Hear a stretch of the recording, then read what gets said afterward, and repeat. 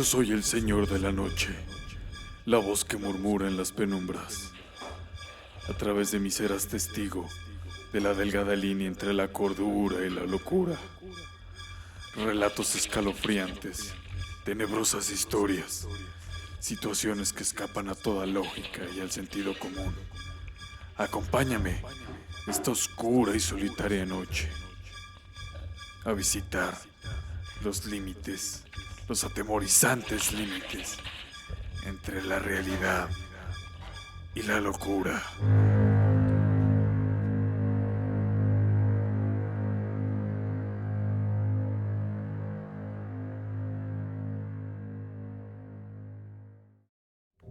El relato de hoy se titula El Sepulcro.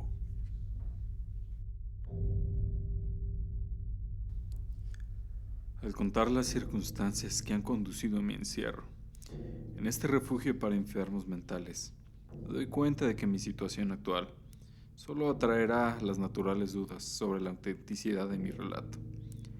Es una lástima que la mayor parte de la humanidad tenga una visión mental tan limitada a la hora de tomar con calma y con inteligencia aquellos fenómenos aislados, vistos y percibidos solo por unas pocas personas psíquicamente sensibles, que ocurren más allá de la experiencia común. Los hombres de mente más amplia saben que no hay una clara distinción entre lo real y lo irreal, que todas las cosas parecen lo que parecen solo en virtud de los delicados instrumentos psíquicos y mentales de cada individuo, gracias a los cuales llegamos a conocernos. Pero el prosaico materialismo de la mayoría condena como locura aquellos destellos de clarividencia que traspasan el velo común del claro empirismo. Me llamo Herbas Dudley y desde mi infancia he sido soñador y visionario, dueño de una importante fortuna y temperamentalmente incapaz de seguir estudios tradicionales y de gozar del trato social de amistades. He vivido siempre en regiones alejadas del mundo visible. He pasado mi adolescencia y mi juventud inmerso en libros antiguos y poco conocidos, vagando por los campos y arboledas próximas a mi casa solariega. No creo que lo que leía en aquellos libros y se veía en aquellos campos y arboledas fuera exactamente lo que podrían leer y ver otros niños. Pero no debo hablar demasiado sobre esto, ya que una referencia más detallada serviría para confirmar las crueles calumnias sobre mi cordura que oigo contar a veces en voz baja a los furtivos enfermeros que tengo a mi alrededor. Me limitaré a relatar los hechos. He dicho que viví separado del mundo visible, pero no que viviera realmente solo. Ninguna criatura humana sería capaz de tal cosa, porque la falta de compañía de los vivos empuja a uno inevitablemente a la búsqueda de aquellos seres que no lo son, o ya no lo están. Cerca de mi casa hay una hondonada boscosa, en cuyas profundidades crepusculares pasaba yo la mayoría de mi tiempo, leyendo, pensando o soñando. Al pie de sus musgosas laderas di mis primeros pasos, y alrededor de sus robles grotescos y nudosos urdí mis primeras fantasías de adolescente. Llegué a conocer bastante bien a las dríadas tutelares de aquellos árboles y presencié a menudo sus danzas, delirantes, bajo el forzado resplandor de una luna menguante. Pero no debo hablar ahora de esas cosas. Hablaré únicamente de la tumba solitaria que había en la más intrincada espesura de las laderas. La tumba de los Hyde, vieja y prominente familia, cuyo último descendiente directo había sido depositado en sus negras profundidades varios decenios antes de que yo naciera. La cripta a la que me refiero es de granito, gastado por el tiempo y manchado por las brumas y humedades de generaciones. Excavado en la falda del monte, el recinto solo tiene visible la entrada. La puerta, una losa imponente, está sostenida por unos goznes de hierro herrumbroso y permanece extraña y siniestramente entornada y sujeta con candados y pesadas cadenas de hierro, a la manera de hace medio siglo. La residencia de la familia, cuyos vástagos descansan aquí en sus urnas, coronaban en otro tiempo el declive en el que se encuentra la tumba. Hace tiempo que se derrumbó, abatida por las llamas que provocó un rayo. Los habitantes más viejos de la región hablan con voz atemorizada de aquella tormenta que la destruyó. A mitad de la noche, la sombría mansión, aludiendo de esta manera a lo que otros llaman la ira divina, y que en los últimos años avivó en mí la siempre fuerte fascinación que había sentido por aquel sepulcro oculto en la espesura. Solo un hombre había perecido en el incendio. Cuando el último de los Hyde fue encerrado en este lugar de quietud y de sombras, la urna en sus cenizas llegó a un país lejano, al que la familia fue a establecerse luego del incendio. Ya no hay nadie que deposite flores aquí, ante este pórtico de granito, y son pocos aquellos los que desafían las lúgubres sombras que parecen demorarse extrañamente junto a sus piedras desgastadas por el agua. Nunca olvidaré aquella tarde que descubrí esa morada de la muerte. Fue a mediados del verano, cuando la alquimia de la naturaleza transmuta el paisaje selvático en vívida y casi homogénea masa de verde, cuando los sentidos se embriagan con esas oleadas de húmedo verdor y de fragancia sutilmente indefinida a tierra y vegetación. El tiempo y el espacio se vuelven triviales e irreales, y los ecos de un pasado prehistórico llaman con insistencia a las puertas de la conciencia cautivada.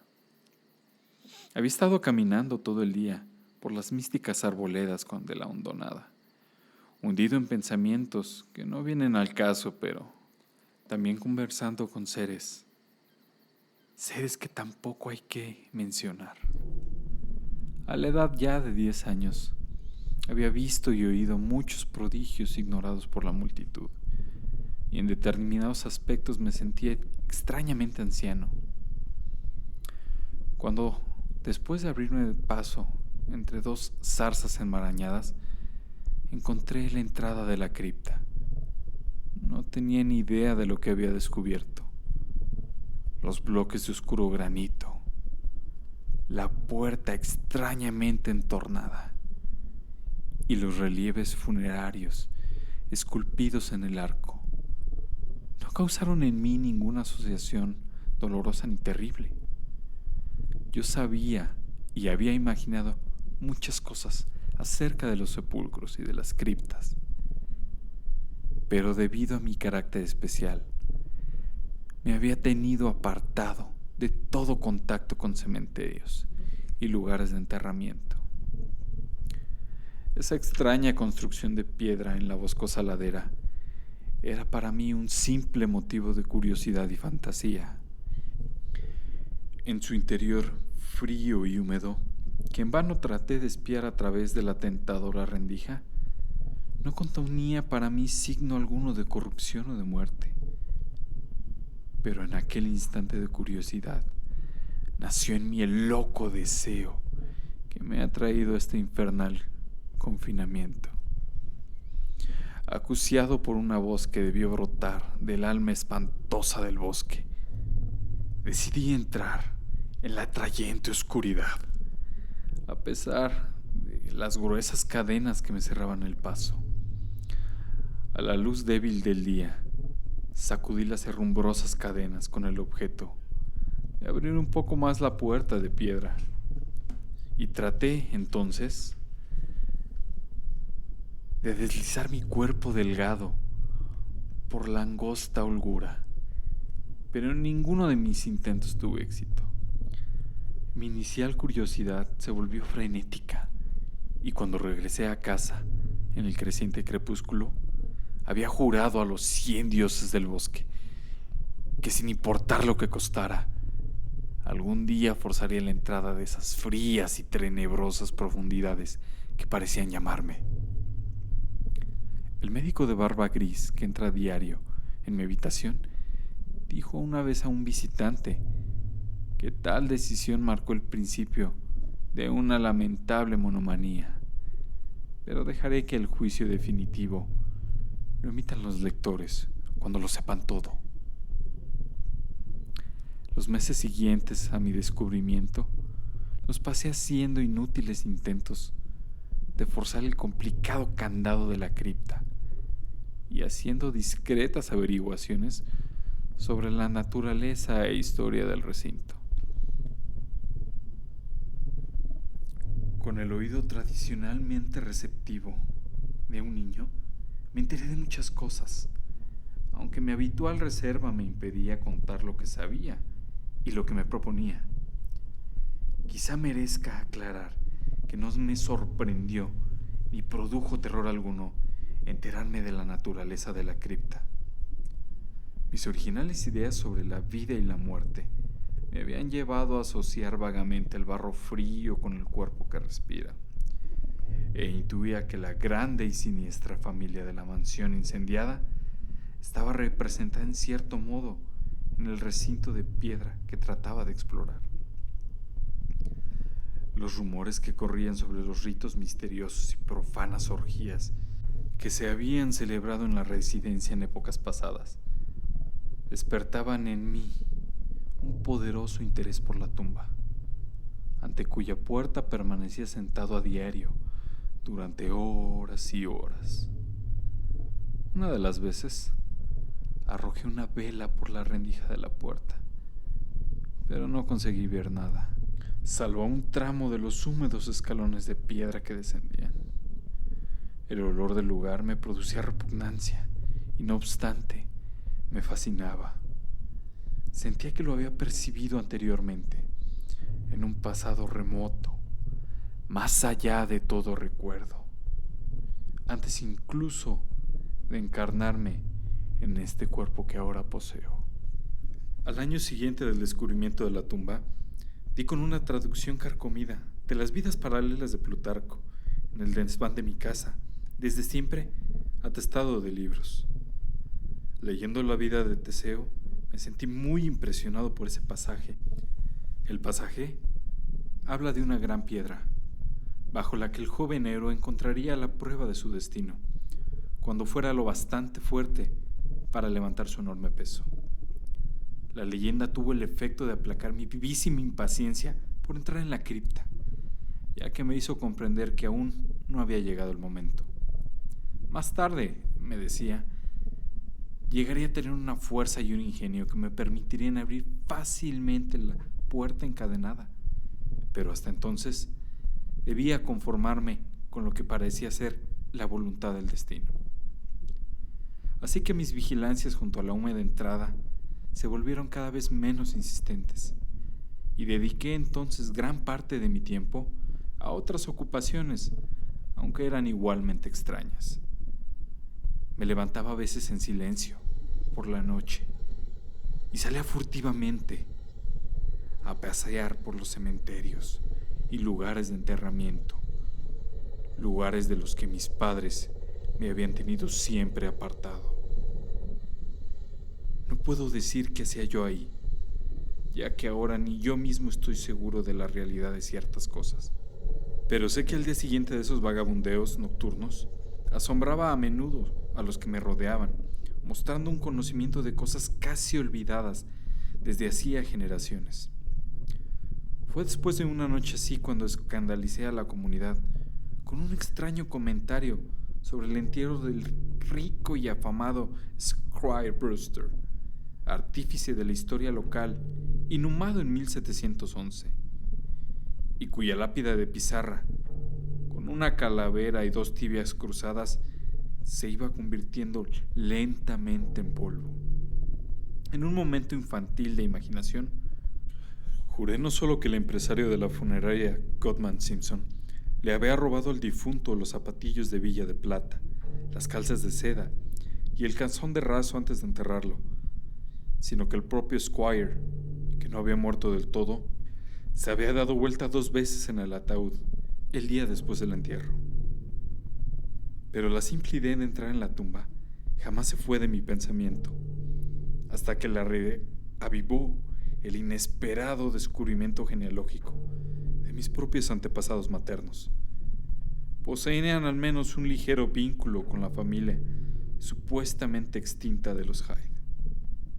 Último vástago de mi línea paterna, era igualmente el último de esta otra, más vieja y misteriosa familia. Empecé entonces a sentir que la tumba era mía.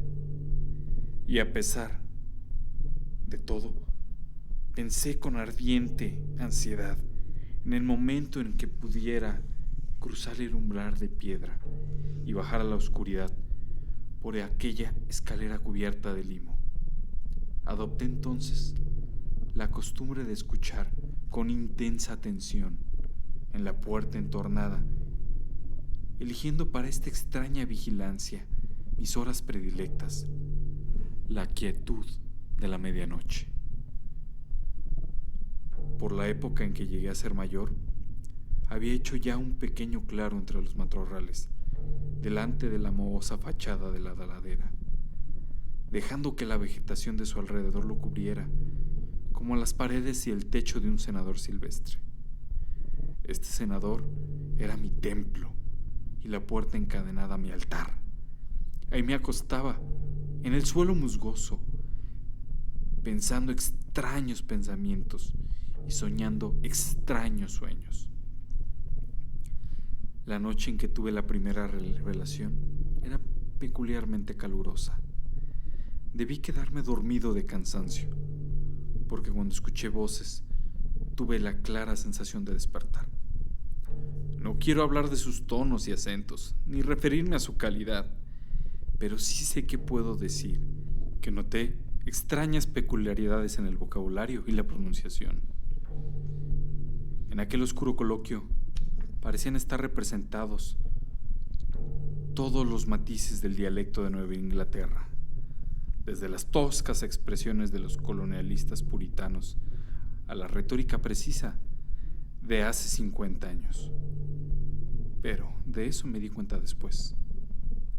En aquel momento, mi atención estaba puesta en otro fenómeno, un fenómeno tan fugaz que no puedo ni siquiera jurar que fuera real. Al volver a casa, fui sin vacilar a un cofre carcomido que se hallaba en el desván, y ahí encontré la llave que al día siguiente abrió con toda sencillez el obstáculo que durante tanto tiempo había yo tratado de forzar en vano. Recuerdo que había una luz suave de atardecer, aquella primera vez que entré en la cripta de la ladera abandonada. Me sentí embargado por un hechizo.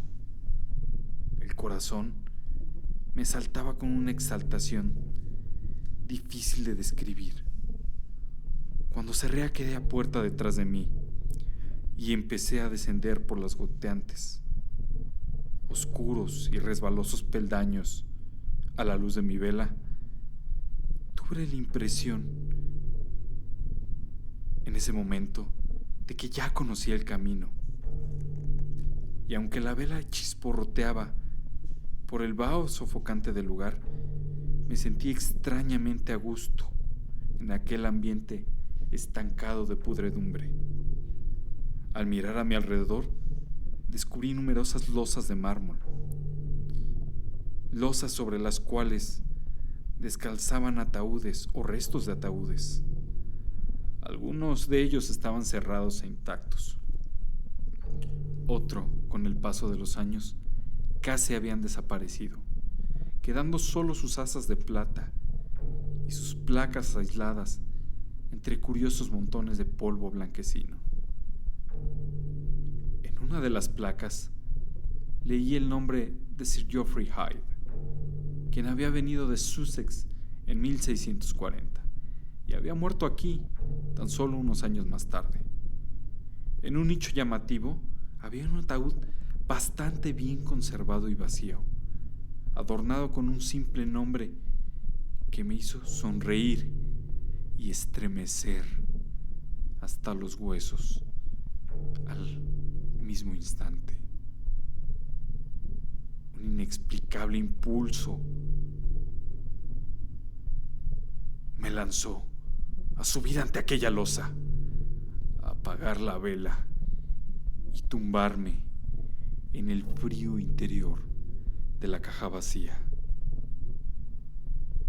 Más tarde, salí tambaleante de aquella cripta a la luz gris y débil del amanecer y cerré la puerta y la cadena detrás de mí.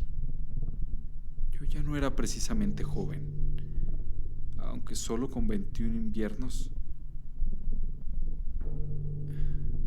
no sabía lo que pasaba.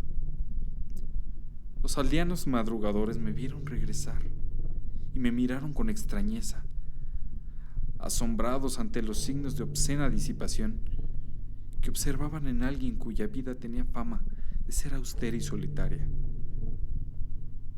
No me presenté en ese momento ante mis padres, sino hasta después de un largo y reparador sueño.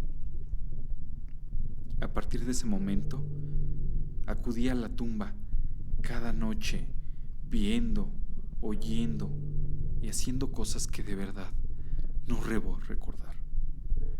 Mi modo de hablar, siempre sensible a las influencias ambientales, fue lo primero en sufrir un cambio, y no tardaron en notar mi arcaísmo de dicción tan súbitamente adquirido. Después, apareció en mi comportamiento un extraño descaro y temeridad, hasta que, de manera inconsciente, asumí la actitud de un hombre de mundo, a pesar de mi vida recluida. Mi lengua, anteriormente reservada, se volvió voluble, adquiriendo la gracia fácil de un Chesterfield y el cinismo descreído de un Rochester. Exhibí ya una erudición singular, totalmente distinta al saber fantástico y monacal que había adquirido durante mi juventud. Cubrí entonces guardas de mis libros con fáciles e improvisados epigramas que revelaban influencias de Guy, de Prior y de los más ágiles ingenios rimadores de la época. Una mañana, durante el desayuno, estuve al borde del desastre. Al ponerme a declamar con acento claramente ebrio, una efusión de júbilo báquico del siglo XVIII, alegre y georgina, jamás registrada en libro alguno, y que decía así: Venga, muchachos, con la jarra de cerveza, beban por el presente antes de que huya. Apilen en sus platos montañas de carne, porque comer y beber nos vuelve alegres. Llenen sus vasos, que la vida pasa pronto. Y muertos ya no brindarán por nuestro rey y nuestra amiga. Dicen que Anacreonte tenía la nariz roja. Dios me maldiga. Prefiero estar rojo aquí abajo, en un lirio, y muerto a mitad del año. Así que ven, Betty, querida, ven a besarme. No hay en el Averno otra hija del tabernero como tú. El joven Harry se mantiene con todo el derecho que puede, pero ya perderá la peluca y rodará bajo las mesas. Llenen sus vasos. Es mejor estar bajo la mesa que bajo la tierra. Así que disfruten, rían, beban a garganta llena. Menos risa habrá con 2 metros de tierra encima, os los aseguro. Que el demonio entonces me fulmine. No puedo ya dar un paso. Y quisiera saber si caminar o hablar. Escucha, tabernero, que Betty me traiga una silla. Quiero quedarme otro rato, ya que mi esposa no está. Vamos, muchachos, denme ya una mano, que ya no puedo mantenerme en pie. pero quiero disfrutar mientras aún estoy en la tierra. Fue por entonces cuando concebí el miedo que ahora me dan las tormentas. Indiferente antes a estos fenómenos, ahora me producían un error indescriptible, indecible, y trataba de esconderme en el último rincón de la casa, cada vez que el cielo amenazaba con desencadenar una tormenta con todo el aparato eléctrico. Un lugar que frecuentaba con predilección durante el día era el sótano ruinoso de aquella mansión, una mansión incendiada. Y en la imaginación me representaba el edificio tal como fuera en un principio. En una de las ocasiones, sobresalté a un anciano, llevándolo confiadamente a un sótano poco profundo, cuya existencia yo parecía conocer, a pesar de que había permanecido ignorado y olvidado durante generaciones. Por último, ocurrió lo que había estado temiendo durante tanto tiempo.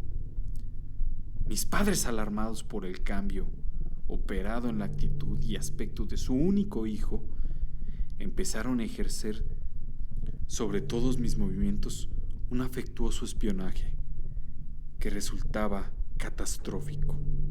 No había hablado con nadie de mis visitas acerca de la tumba y había guardado mi secreto a propósito con un celo religioso desde mi niñez, pero ahora me vi obligado a ser extremadamente precavido al recorrer aquellos laberintos de la hondonada boscosa, con el fin de despistar a un posible seguidor.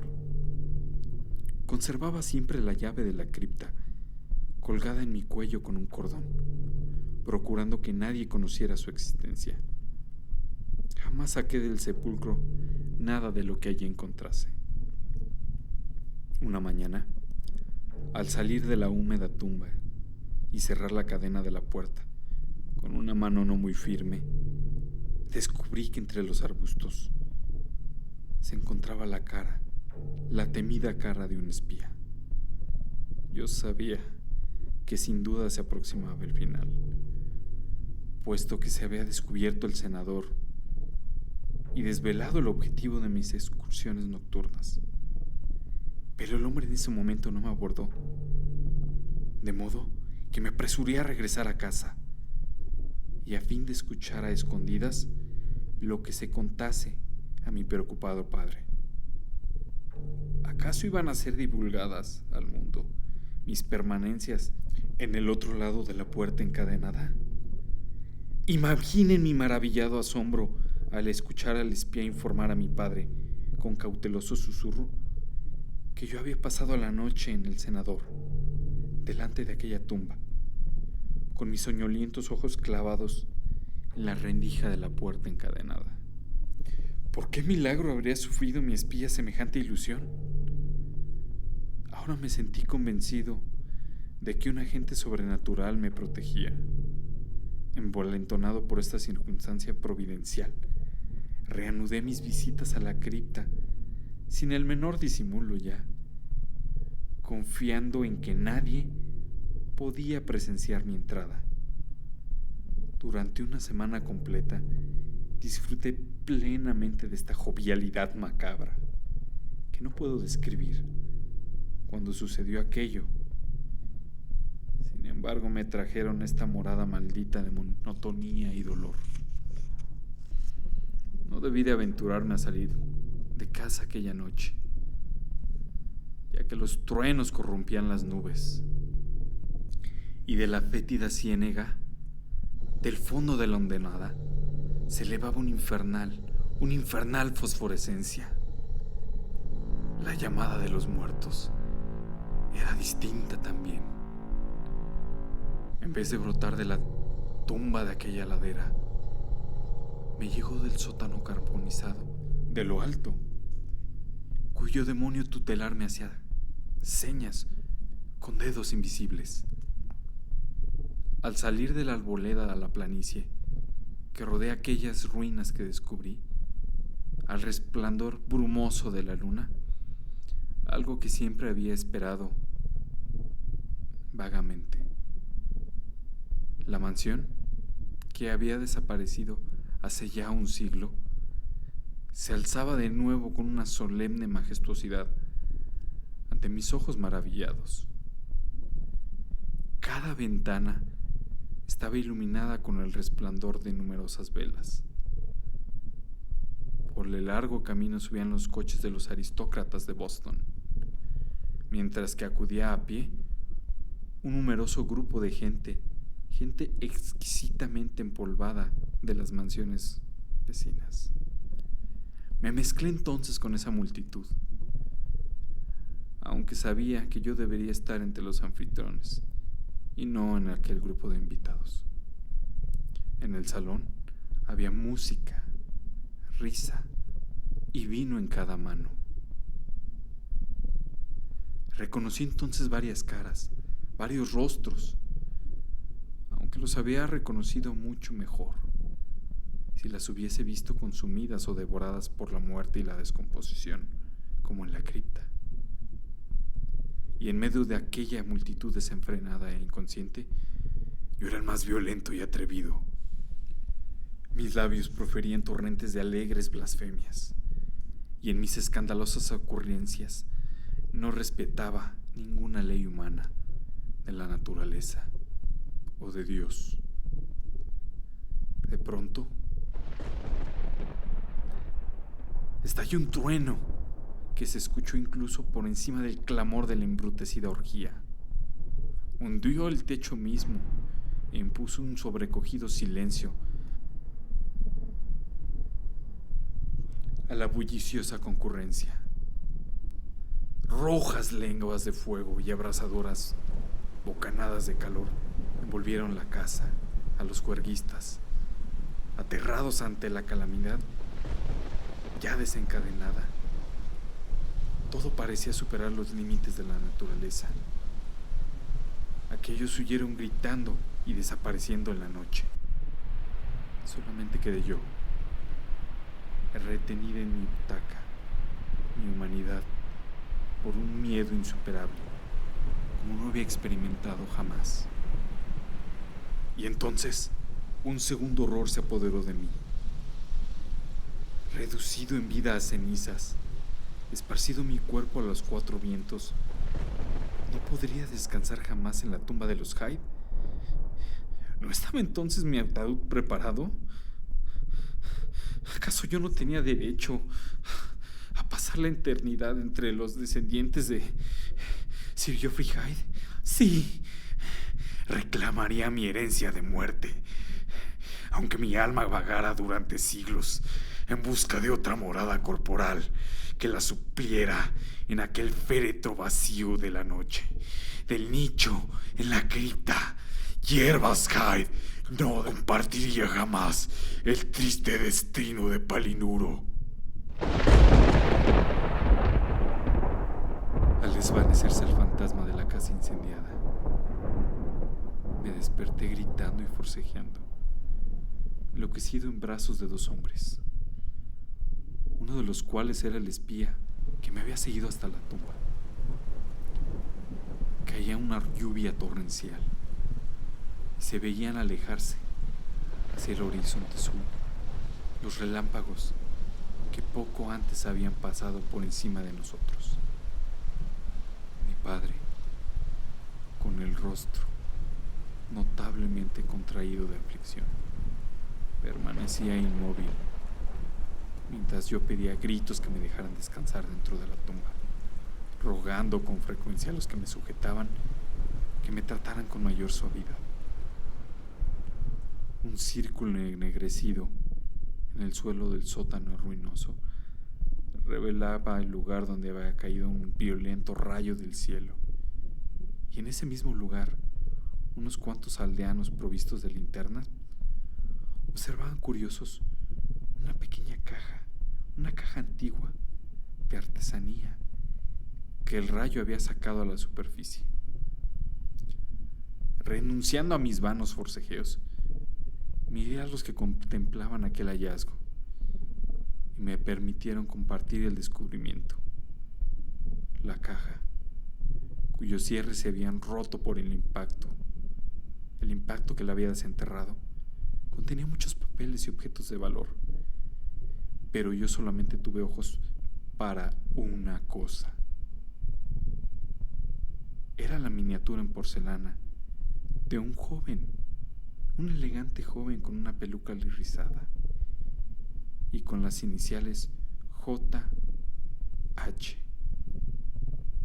El rostro que tenía era tal que yo parecía contemplar mi propia imagen en un espejo. El día siguiente me trajeron a esta habitación de ventana enrejada. A pesar de ello, ese fue informado de ciertas cosas gracias a un viejo criado, por quien sentí mucho cariño durante mi infancia, y el cual comparte mi afición a los cementerios. Lo que me he atrevido a contar de mis experiencias en el interior de la cripta no ha hecho en él sino despertar sonrisas compasivas.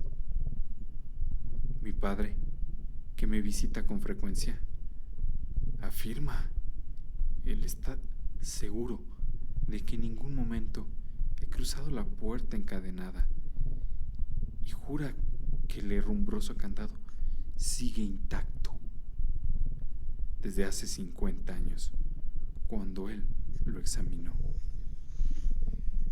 Dice incluso que todo el pueblo conocía mis excursiones a aquella tumba y que me vigilaban muchas veces cuando me dormía en el cenador frente a la tétrica entrada, con los ojos semiabiertos, fijos en la rejilla que conduce al interior.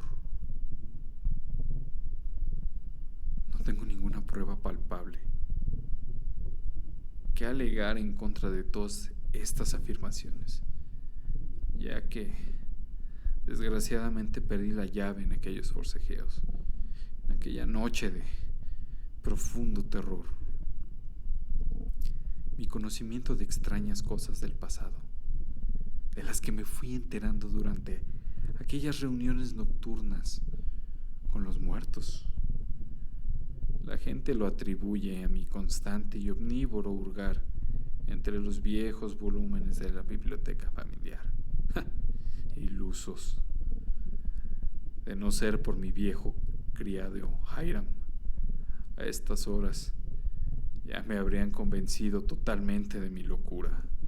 Pero Hiram, leal hasta el final, ha conservado la fe en mí y ha hecho lo que ahora me impulsa a publicar al menos parte de mi historia.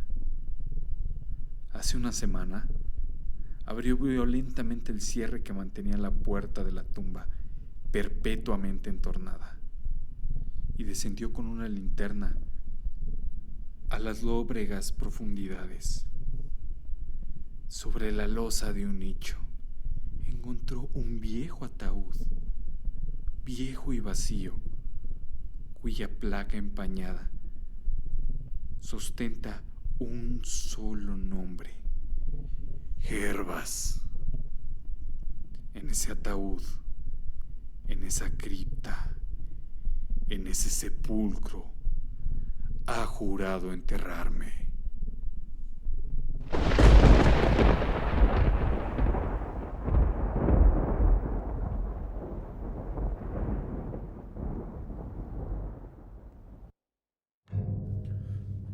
Suscríbete a mi canal para más escalofriantes historias. Aquí, conmigo, con el Señor de la Noche.